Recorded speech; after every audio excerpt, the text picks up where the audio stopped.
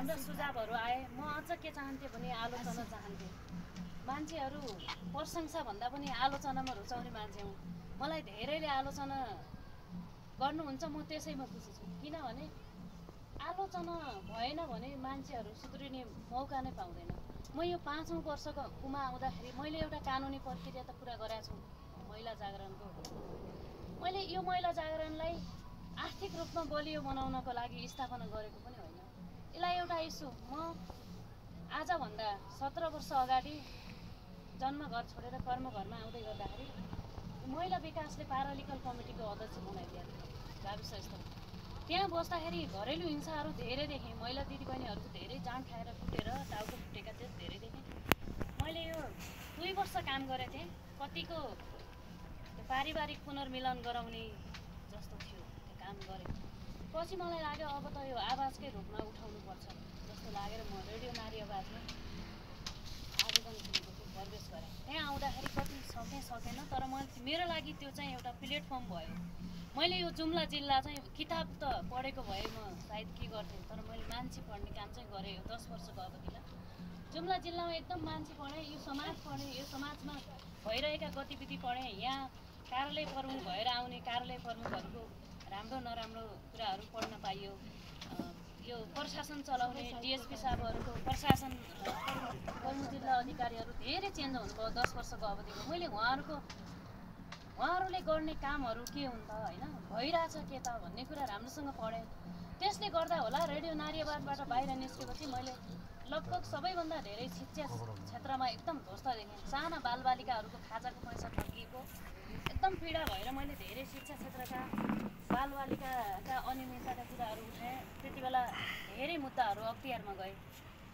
उहाँहरूले मलाई सुरुमा गाली पनि गर्नुहुन्थ्यो। अहिले उहाँहरू भेट्यो भने मलाई सपोर्ट गर्नुहुन्छ। होइन के छ बहिनी भन्नुहुन्छ, ढुक्कली बोल्नुहुन्छ। एकदम कहिलेकाहीँ आफूलाई त्यो महसुस गर्छु। म त झगडा पाड्न गइनँ, मलाई म्यासेज लेख्नुहुन्थ्यो, धम्काउनुहुन्थ्यो। होइन मैले त्यो धम्की केही नै मानिनँ। सुरुमा उसै पनि हामी परिवर्तनको कुरा गर्छौँ। जहाँ जे गए पनि लैङ्गिक हिसाबमा धेरै कुराहरू अड्केको छ। यो ठाउँमा कोही पुरुष भइदिएको भए अलि सहज हुन्थ्यो। महिला भए नाताले उहाँहरूलाई पनि गाह्रो भयो होला।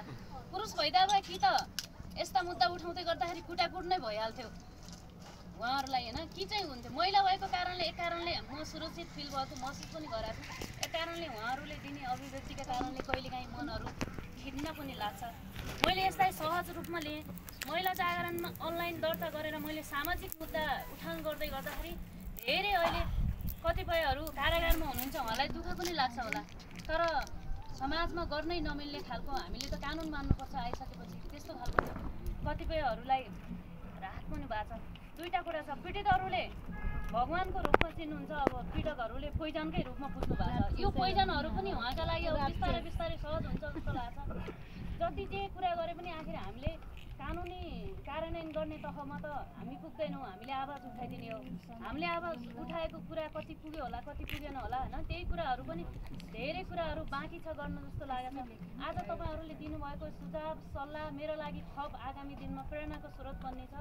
अझ आलोचना गरिदिनु भएको भए मेरो लागि थप सुध्रिने मौका हुन्थ्यो। मेरो पनि कमजोरी होला नि, म पनि मान्छे हुँ। होइन अब धेरै मान्छेहरूले यति त यसले नगरिदिए भए पनि हुन्थ्यो, बेकार यहीको के जान्थ्यो र, यसले गर्दाखेरि फलानालाई गाह्रो भयो, यो मान्छेलाई यस्तो भयो भन्नेसम्म पनि गुनासोहरू आउँछ।